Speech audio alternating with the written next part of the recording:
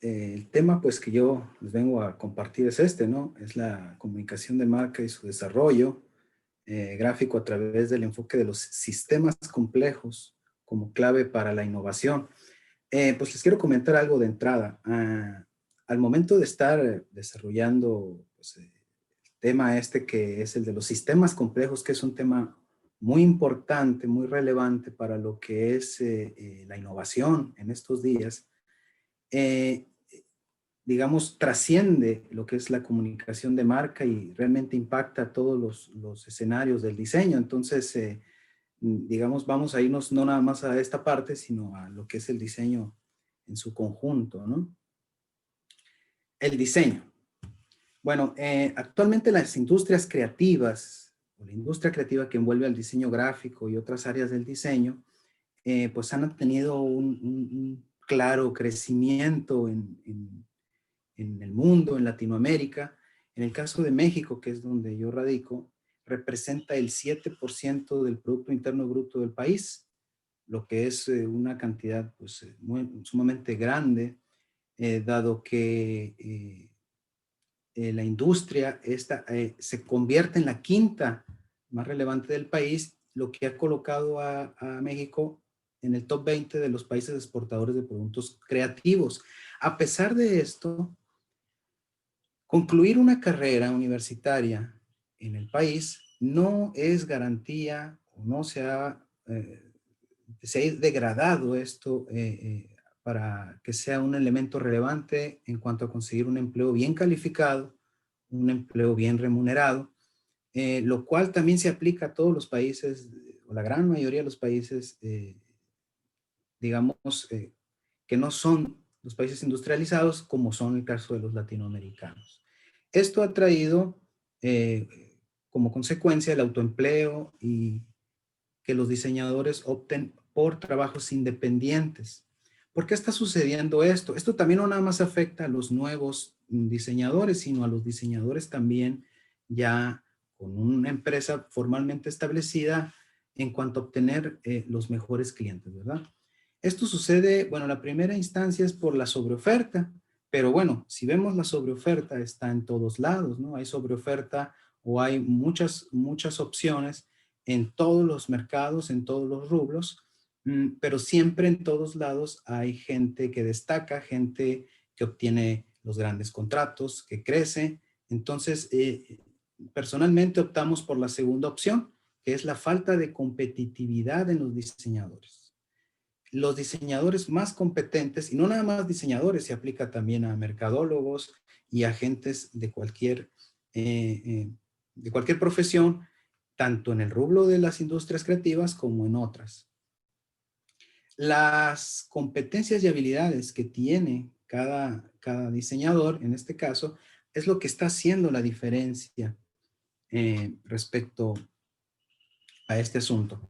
¿Qué está pasando en otros países? En el caso de Asia, los países asiáticos, los países sobre todo más destacados como China, Japón y otros, están optando por los diseñadores seniors, es decir, los diseñadores de mayor experiencia, los diseñadores con recorrido, con bagaje, ¿sí? Esto obviamente significa pagarles más dinero, pero las empresas están dispuestas a hacerlos a cambio de obtener innovación, que es la prioridad en estos países, como podemos ver el caso de China.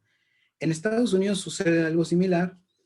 En cambio, en países como México, Brasil y Chile, y otros que podemos incluir aquí, se prioriza al diseñador con poca experiencia a cambio de ofrecerle un salario, digamos, más bajo, comprometiendo la innovación.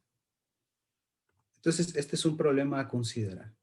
Hay una investigación muy interesante llevada a cabo aquí en México por un investigador que buscó identificar las competencias que los líderes del medio laboral del diseño están buscando en los diseñadores para ofrecerles un empleo calificado y bien remunerado, o así para los que están trabajando por su cuenta y que buscan, digamos, los mejores lugares, ¿no?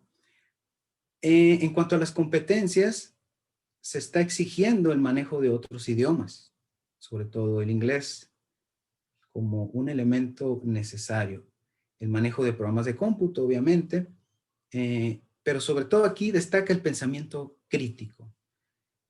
Los diseñadores requieren tener un desarrollado pensamiento crítico que les permita analizar las situaciones, entenderlas, lo cual los llevará a delimitar o trazar estrategias para resolver los problemas de la mejor manera.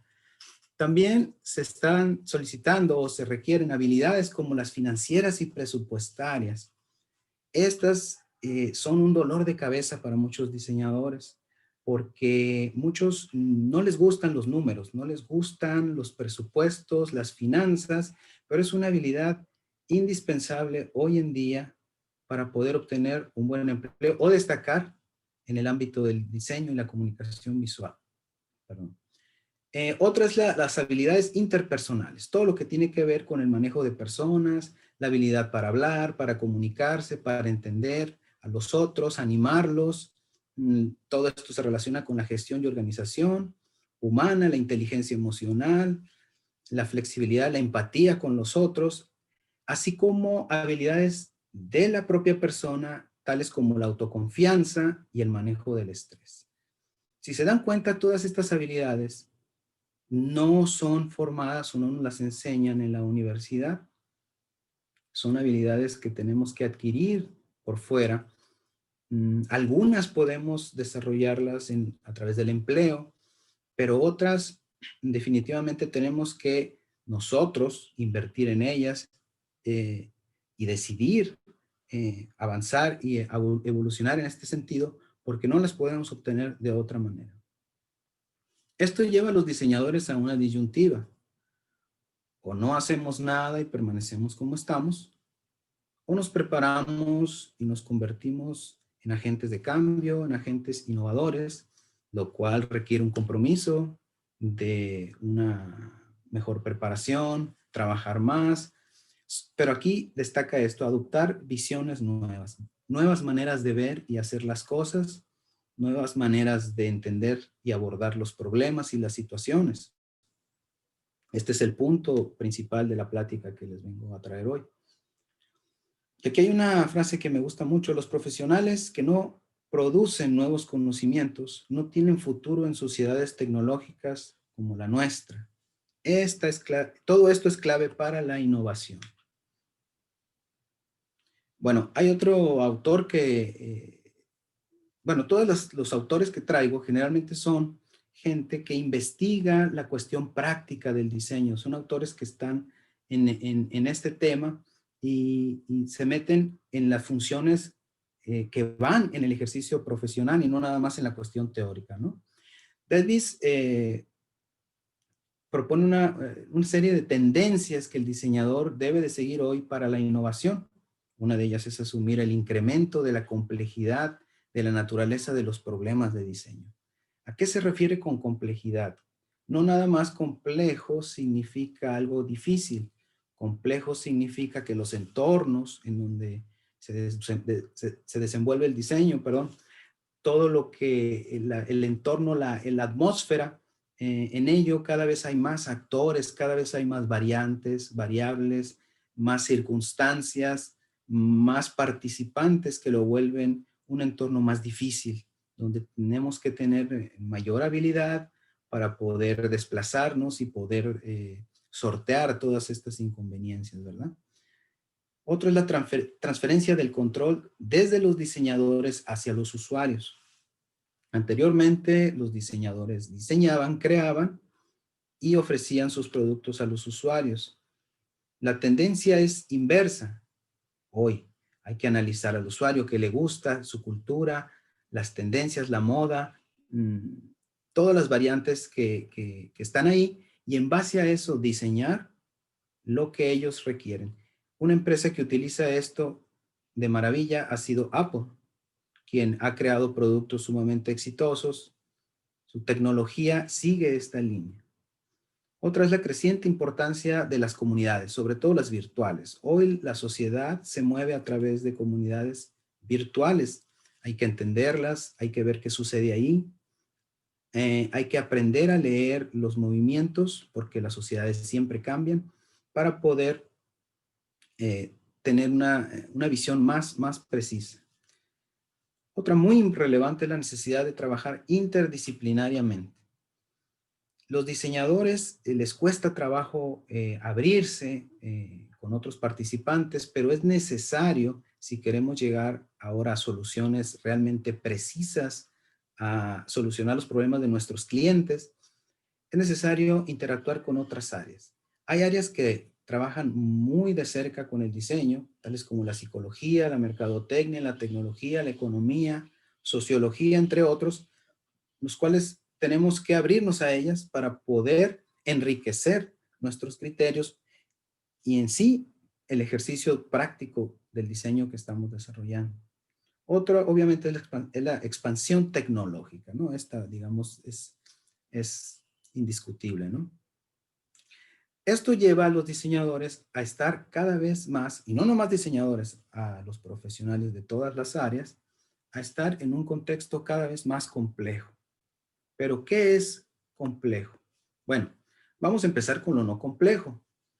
Es muy importante entender esto porque es lo que nos va a llevar a transitar hacia una manera de pensar que nos va a permitir acceder de manera más fácil a la innovación. Lo no complejo, pues es lo simple, lo sencillo, lo estático, lo fácil de controlar, pues digamos, lo que no cuesta trabajo, ¿no? Sin embargo, complejo, según la Real Academia, es aquello que se compone de elementos diversos que constituyen una unidad. Es un todo que se compone de muchos elementos en su interior que son diversos. Por otro lado, está otra definición que dice que complejidad es un tejido en conjunto donde participan componentes heterogéneos inseparablemente asociados. En este sentido, complejo podemos entenderlo más o menos como esta imagen que está acá, donde hay muchos participantes, muchos elementos heterogéneos que se conocen con el nombre de agentes, los cuales están inseparablemente asociados porque entre ellos interactúan, intercambian información y dan forma al todo, ¿sí? Los fenómenos complejos, la realidad compleja que enfrentamos hoy, no podemos enfrentarla de manera eficiente más que o a través, solo a través de de una visión sistémica, es lo que vamos aquí a entender un poquito. La innovación es igual a pensar a través de sistemas, ¿sí? Sin embargo, nuestro sistema de pensamiento, a cómo nos formaron, a cómo nos educaron desde niños y a través de las generaciones, tiene raíz por allá por los pensadores del siglo XVI y XVII, quienes buscando explicar los fenómenos de la vida, delimitaron o definieron un método que se llama o se denomina causalidad, que obedece a la causa-efecto. A una causa viene un efecto, ¿sí? Este sistema utiliza al fenómeno o al problema o la situación y la divide en partes, ¿sí? Como pequeñas rebanadas, analizando cada una de estas y sumando lo que vamos obteniendo hasta llegar al resultado.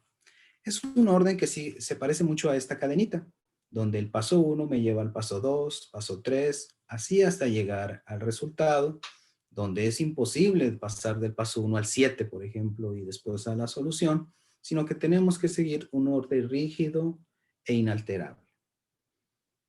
Esta es la manera en cómo han formado las generaciones desde hace muchísimos años, desde estos siglos hasta el día de hoy.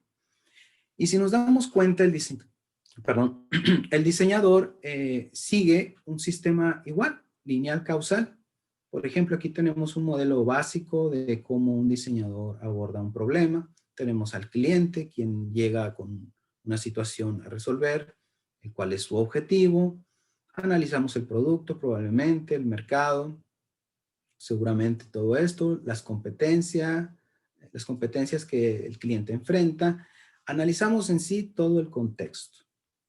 Llegamos a estrategias, probablemente definimos las formas gráficas a utilizar, los colores, las tipografías, creamos los productos gráficos y llegamos a la solución. Este es un típico sistema de pensamiento lineal causal que sigue el principio de causa-efecto, de la cadenita que vimos ahorita. Es un sistema que dio extraordinario resultado a la humanidad durante generaciones.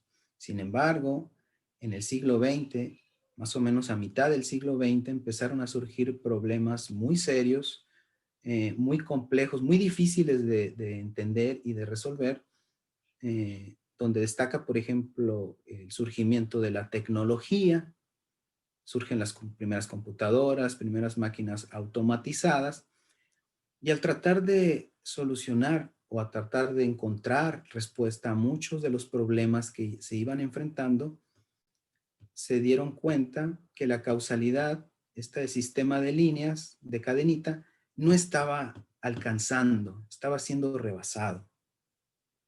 Otros problemas como el crecimiento exponencial de las ciudades y todos sus diversas situaciones que traía consigo es otro ejemplo. Las enfermedades y el tratar de encontrar la respuesta fue otro de los grandes problemas que desnudaron a la linealidad como un sistema que ya no era suficiente, un método insuficiente. Ante esto, diversos pensadores crean teorías y surge la teoría de los sistemas. Pero, ¿qué es esto? Vamos a explicarlo de una manera más sencilla. Un sistema, decíamos, es un todo integrado cuyas propiedades esenciales surgen de la relación entre sus partes. El cuerpo humano es un gran sistema. Es una maquinaria que funciona de manera equilibrada y que nos permite hacer cosas extraordinarias, como todos sabemos, pero en su interior se conforma por otros subsistemas o sistemas menores. Aquí tenemos algunos ejemplos: el sistema circulatorio, el sistema nervioso, respiratorio, etc. Cada uno en sí es un sistema completo, es decir, cumple una función por sí sola y la lleva a cabo de manera íntegra. Sin embargo, todos estos sistemas menores o subsistemas están inseparablemente asociados, pues se conjugan, suman y en esa unión dan forma al cuerpo humano. Entre ellos se comunican, hay intercambio de información, de flujos, lo cual nos lleva a lo que somos. ¿Sí? Entonces, llevando esto al pensamiento, a la cuestión del análisis, los sistemas o pensar a través de sistemas nos permite entender las cosas a partir de un todo mayor. Es decir, nuestro problema de diseño, llevándolo esto a la práctica, está dentro de otro contexto más amplio. Entonces, debemos de entender de esta manera las cosas, mientras el pensamiento analítico tradicional trata de desarmar al todo. Aquí no. Aquí tratamos de entender a las situaciones como parte de un todo. Ahorita vamos a explicarlo más a detalle esto. De esta manera, cuando tenemos un problema, lo desarmamos en partes y consideramos solamente ciertos aspectos de cada parte, como lo vimos, y llegamos a la solución. Pensar a través de sistemas es considerar muchas más variables, muchos más participantes, aspectos principales medianamente y no tan relevantes que se conjugan, intercambian información, hay un flujo circular, no un flujo lineal, lo que hace que sea mucho más enriquecido todo esto y nos permita acceder a un conocimiento más amplio, a ver más, a entender más y a llegar a soluciones más precisas. La cuestión de los sistemas complejos, como vimos, son complejos, pero son adaptativos también porque tienen la capacidad de aprender. El diseño es un sistema complejo. ¿Por qué? Porque el diseño evoluciona, el diseño va cambiando, el diseño va mejorando, va avanzando, va aprendiendo. Si vemos diseños de los años 90 actualmente, los vemos pues, distintos y vemos la manera en cómo ha evolucionado. Antes el diseño se desarrollaba a través de medios Me refiero, no sé, a la década de los 90, medios tradicionales, las revistas eran un canal muy importante, pero hoy las redes sociales, hoy la cuestión digital es lo que ha dominado. Todos estos cambios llevan a que el sistema sea adaptativo. Bueno, vamos a explicarlo para que quede aún más claro. Los sistemas son un todo que tiene un límite. No son infinitos, como el cuerpo humano no es infinito, tiene un límite. Entonces nosotros podemos tomar cualquier situación de diseño, cualquier problema incluso de la vida diaria y delimitarlo. Aquí vamos a tomar un ejemplo. Supongamos que hay un edificio donde trabajan personas y debajo del edificio hay 3 pequeños restaurantes que ofrecen comida rápida para estas personas, quienes bajan, compran y se alimentan. Entonces aquí hay un sistema con un equilibrio.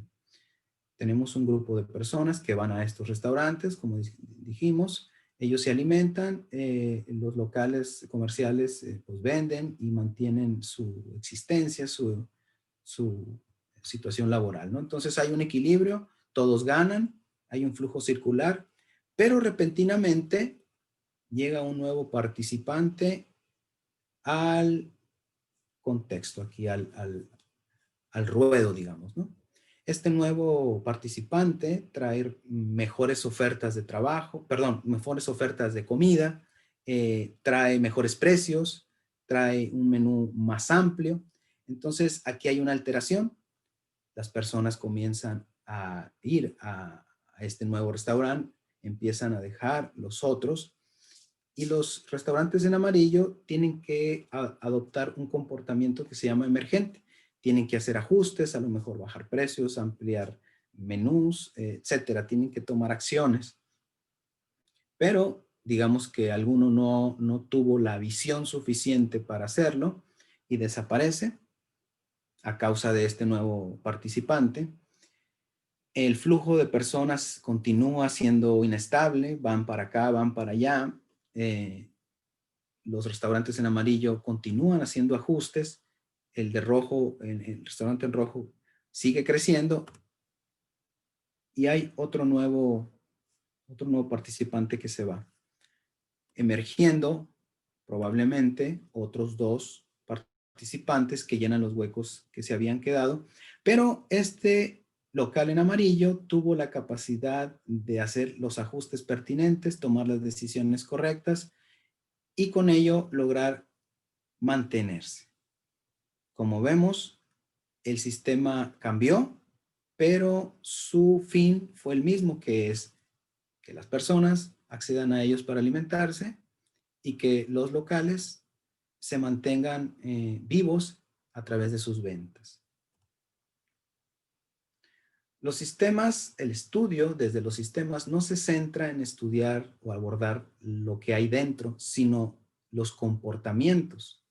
Como vimos, hubo un primer sistema donde los participantes eran 3, ahora tenemos 4, pero el fin es el mismo. Pero este comportamiento nuevo, esta acción nueva que nos llevó a través de los cambios que hubo, hizo que el sistema creciera, que el sistema robusteciera, porque los participantes, por ejemplo, el que quedó en amarillo, aprendió de la situación que se vio y esa situación lo llevó a hacer ajustes y a tener una experiencia que en la próxima situación que se le presente ya la va a tener más a la mano. Es decir, robusteció su capacidad, su bagaje, su experiencia, igual a los otros en rojo, igual mismo a los mismos consumidores, quienes ahora tienen un criterio más amplio y tienen mayor conocimiento, mayor capacidad, ¿sí? Este es el principio de los sistemas. Ir avanzando, ir creciendo, van mutando en su interior, pero su funcionamiento es el que no cambia. Bueno, ¿y esto que estamos viendo de qué sirve? Vamos a traerlo a el líder innovador.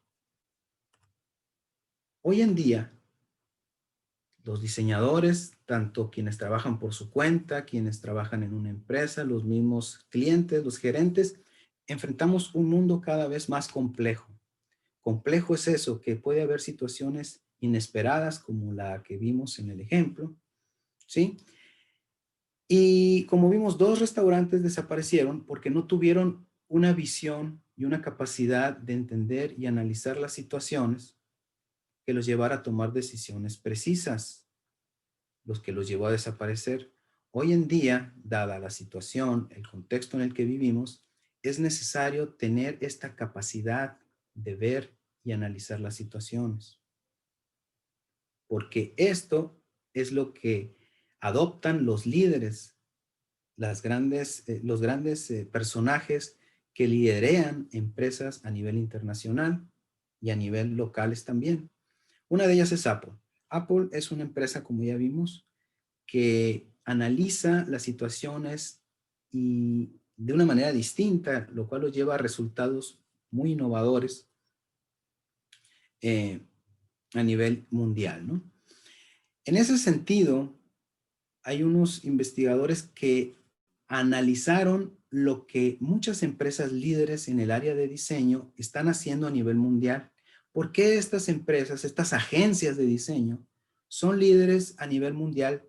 Tienen las mejores cuentas, toman las mejores decisiones, los clientes están satisfechos con ellos. Bueno, ¿qué están haciendo? ¿Cuál es el secreto? Eh, y la respuesta fue la misma. Estos líderes trabajan a través de una visión compleja en sus decisiones, no a través de cuestiones o de pensamiento lineal. E identificaron en ellos cinco, cinco escenarios en donde clasifican las situaciones, los problemas que enfrentan en cuanto a diseño. Son 5, pero en realidad la quinta, que es el desorden, es un tema, o es perdón, un contexto que es imposible de solucionar. Por lo tanto, vamos a ver los 4 que se señalan. Tenemos que tener la capacidad de ubicarnos en uno de estos 4 contextos o ubicar nuestros problemas, nuestras situaciones en el ámbito de diseño, como en cualquier otro ámbito de la vida, para poder llegar a soluciones precisas. Aquí es lo que radica en la clave para el innovador hoy en día. El primero es un contexto simple, caracterizado por la estabilidad, las relaciones causa-efecto son claras, las respuestas correctas pues, son evidentes e indiscutibles, las decisiones son incuestionables, por ejemplo, si el líquido se está derramando, pues la solución es cerrar la llave, ¿no? Tan sencillo como eso. Hay que hacer un seguimiento muy sencillo, por lo que en general no se requiere una comunicación exhaustiva, simplemente hay que hacer esto, hacer el otro, indicaciones sencillas, prácticas. El desacuerdo rara vez se da. Sin embargo, aquí los líderes cometen errores. El primero o el más general es un pensamiento arraigado. Como la manera de trabajar es muy cíclica, es la misma, es repetitiva, pues tienen un pensamiento arraigado, una manera de pensar, lo cual difícilmente están dispuestos a cambiar. Entonces, digamos, se vuelve un vicio esto, ¿no? En ese sentido, los líderes tienden a volverse complacientes. Después vamos a otro contexto, los contextos complicados. A diferencia de los primeros, aquí hay múltiples respuestas. En el primero solamente había una respuesta sencilla. Sin embargo, las respuestas no llegan a ser muy claras. No todos pueden verlas, ¿sí? Se necesita cierta capacidad.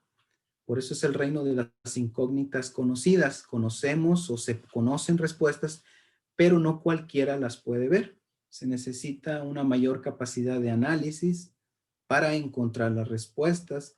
Se necesitan líderes con mucha inteligencia, con visión, capacidad de analizar las situaciones de manera más amplia y obviamente requieren experiencia dichos líderes. En cuanto a los problemas en este contexto, otra vez vemos el pensamiento arraigado como uno de los principales obstáculos. Estos líderes tienden a rechazar sugerencias innovadoras de otros, sobre todo de aquellos jóvenes que a veces traen buenas ideas, aunque son menos expertos, tienden a ser rechazados. Un problema común que encontraron es es lo que llaman la parálisis de análisis. Es decir, cuando hay una situación, muchas veces los líderes detienen su análisis o ahí se detiene, no avanzan precisamente por el pensamiento arraigado y por el ego, ¿no? La cuestión del ego se vuelve un problema. Se creen que lo saben todo y nadie les puede decir nada y simplemente no avanzan, no hay respuestas correctas, no hay respuestas acertadas. Después viene el contexto complejo. Aquí es donde tiene lugar la innovación. En este contexto es donde explota la innovación, donde explota la capacidad de respuestas y de soluciones muy creativas, ¿sí? Es un contexto donde no es posible encontrar las respuestas correctas. A diferencia de los otros dos, aquí no vemos las respuestas. No están las respuestas ahí, aunque más se busquen. No es posible encontrarlas. Estas situaciones se dan a través de algún cambio importante que llega y que produce imprevisibilidad, como en el caso ahorita que vimos de los restaurantes, donde llegó un participante, fue algo imprevisto y produjo inestabilidad. Aquí es algo muy relevante. ¿Cuál es la manera de encontrar las respuestas en los contextos complejos que nos permita llegar a la innovación? La única manera es a través de las fallas. Es necesario fallar para poder encontrar las respuestas correctas en el contexto complejo. Las pequeñas fallas nos llevan a encontrar la solución. Vamos a poner un ejemplo, el caso de Tomás Edison. En alguna ocasión lo entrevistaron y le preguntaron, oiga señor, usted ha fallado 100 veces en la búsqueda de crear el foco o la bombilla. No, le dijo a Tomás Edison, he encontrado 100 maneras de no hacer el foco, ¿sí? 100 maneras de no llegar a la respuesta. Entonces, aquí hay que tener claro como líderes, nosotros como diseñadores, líderes como diseñadores que queremos destacar, que en este contexto hay que tener pequeños fracasos para encontrar la respuesta, ¿sí? Otro ejemplo, no sé si vieron en alguna ocasión la película del Apolo 13, cuando está la nave que iba a ir a la luna y falla en medio camino, la luz se les va, etcétera, en la nave tienen muchos problemas, la vida de los astronautas está incluso en riesgo. Entonces toman, en una mesa ponen, sientan a los científicos que están aquí en la Tierra, a los más destacados o a los más creativos, y les ponen en la mesa todos los artefactos, todas las piezas que los astronautas tienen a la mano allá arriba en la cápsula. Y les dicen, creo que había fallado un aparato de la cuestión de la respiración, no recuerdo, y les dicen, tenemos que encontrar la respuesta a través de todos estos artefactos. Entonces se ponen a hablar, a discutir, a intercambiar ideas y logran crear algo ahí hechizo que permite la solución que requerían los astronautas ahí arriba. Ya una vez encontrada la respuesta se les informa y eso permitió que pues, ellos pudieran sortear de manera más o menos en la situación los problemas que tenían, ¿sí? Entonces, aquí es donde se detona la creatividad. Aquí es donde vienen las grandes respuestas, donde vienen las soluciones innovadoras, ¿sí? ¿Qué problemas encontramos aquí? El principal es la tentación de los líderes de volver a los estilos tradicionales, a los estilos de los contextos 1 y 2, donde trabajamos o se trabaja a través de un sistema lineal de cadenitas, de paso 1, 2, 3, 4, 5. ¿Sí? Aquí no trabajamos en cadenas, trabajamos en forma circular, ¿sí? Donde hay un flujo circular, donde todos participan y donde surgen las ideas creativas. Otro problema es que estos líderes se pueden volver impacientes. Las situaciones complejas no son controlables. Entonces, si el líder no es paciente, puede perder el control, ¿sí? Puede perder la cabeza y tirar la toalla. Así como en el ejemplo que vimos de los restaurantes, 2 cerraron, fueron porque los líderes o los dueños no tuvieron la capacidad de sortear la situación, se volvieron impacientes y tiraron la toalla, ¿no? Fracasaron. Y esto va en relación a lo otro, las dificultades para tolerar el fracaso. En estos contextos, como vimos, las soluciones llegan a través de pequeños fracasos. Es obligatorio tener pequeños fracasos prácticamente para llegar a soluciones. Tenemos que tener esa capacidad de tolerar el fracaso. De esta manera, los líderes que intenten imponer un orden en los contextos complejos van a fracasar, porque el escenario es diferente. Aquí hay que avanzar y retroceder un poco. Volver a avanzar, volver a retroceder. Eh, Eso permite que surjan patrones eh, y así ir definiendo, ir encontrando la respuesta. Una vez llegada la respuesta, las soluciones, surgen, o en este contexto, surgen de manera muy importante la innovación, la creatividad y los mejores modelos de negocio. Es decir, los creativos aquí tienen su lugar. También se recomiendan herramientas que utilizan estos líderes de las empresas a nivel internacional, de las empresas de diseño, para poder tener éxito en este complejo. Primero es abrir la discusión. Aquí los participantes en una agencia, por ejemplo, de diseño o en un despacho de diseño, hay que invitar a todos a que participen en la discusión. Sí, ¿qué pasa si yo soy un freelance, un diseñador que trabaja por cuenta propia? También lo que se hace es aquí invitar a los mismos clientes e incluso invitar a otros expertos o gente que conozca del tema, invitarlo a tener una discusión en conjunto, porque las ideas empiezan a trabajar de manera circular y se van enriqueciendo. Cada vuelta que dan se enriquece un poco más, y llegamos a mejores análisis y mejores soluciones. Otro, establecer barreras. Hay que definir hasta dónde vamos a trabajar. Nuestro desarrollo, nuestro desenvolvimiento, hasta dónde. Así como el cuerpo humano tiene un límite, no es infinito, las situaciones debemos de definirlas a través de una barrera, ponerles un límite, porque si no es muy fácil perderse en la inmensidad. Caminar, caminar, caminar y no llegar a ningún lado. Es muy importante acotar hasta dónde vamos a desenvolvernos. Acotar nuestro problema hasta dónde llega para tratar de solucionarlo. Otro es fomentar la disidencia y la diversidad, es decir, que los participantes de la discusión discutan realmente fuerte, que haya, digamos, ciertos, ¿cómo llamarlos? Ciertos choques entre ellos, pero choques constructivos que permitan una mayor detonación de la creatividad y de las ideas. Entre más fuertes sean los choques, las discusiones, constructivas desde luego, permitirán un mayor surgimiento de ideas, ¿sí? Y el líder tiene que tener la capacidad de manejar estas discusiones, estas condiciones y monitorear lo que está teniendo lugar para que no se salga de control.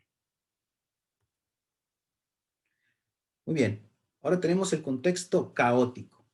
Es el cuarto. Aquí encontraron que estos expertos en el campo profesional es donde encuentran aún más la innovación, aún más un terreno para innovar y para las mejores ideas. Aquí la búsqueda de respuestas no tiene sentido. Es el reino de lo incognoscible, es decir, cualquiera que pongan o la mayoría que pongan en esta situación no va a saber qué hacer. Un típico ejemplo es lo que pasó con las Torres Gemelas el 11 de septiembre cuando se cayeron. Hubo un descontrol, nadie sabía qué pasaba, entonces no era fácil abordar el problema. Aquí las recomendaciones, lo primero es contener la hemorragia, es decir, la situación o el punto más crítico, tratar de atacarlo, ¿sí?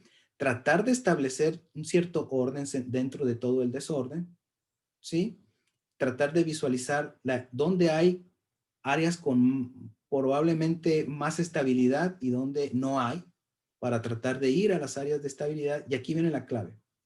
Tratar de tomar el contexto caótico, ¿sí? Que es el paso 4, y llevarlo, empujarlo a un contexto complejo, que era el paso 3, el anterior. Hay que empujarlo hacia atrás para allá poder trabajarlo de mejor manera. La comunicación es indispensable. Y como dijimos, en este dominio es donde la innovación surge de mejor manera, porque la incertidumbre empuja a las personas a pensar de manera no común y a llegar a nuevas ideas, ¿sí? Entonces, ¿cuál es la diferencia hoy entre un diseñador y un diseñador innovador? Radica en la capacidad de entender los problemas de diseño, las situaciones y ubicarlas de manera correcta en los contextos donde van, donde, digamos, casan, tienen lugar, y trabajarlos de manera correcta a través de las herramientas mencionadas. Pensar de manera lineal, causa-efecto, a través de las cadenitas, no nos va a permitir solucionar los problemas de contextos complejos y caóticos. Hoy en día necesitamos cambiar nuestra manera de pensar a través de sistemas, lo cual no es fácil porque fuimos formados a través del sistema causal, a través de las cadenitas. Ante esto surge una pregunta. ¿Es Latinoamérica tierra de gente innovadora? Porque comúnmente tenemos la idea de que son los países industrializados, Estados Unidos, algunos europeos, no sé, Japón, como los países de mayor innovación. Es verdad, hay mayor innovación tecnológica, pero si ustedes van a Estados Unidos, está lleno en las empresas de gente extranjera. Son generalmente los creativos. También hay gente local, pero hay muchísimo extranjero. Entonces, ¿es Latinoamérica tierra de gente innovadora?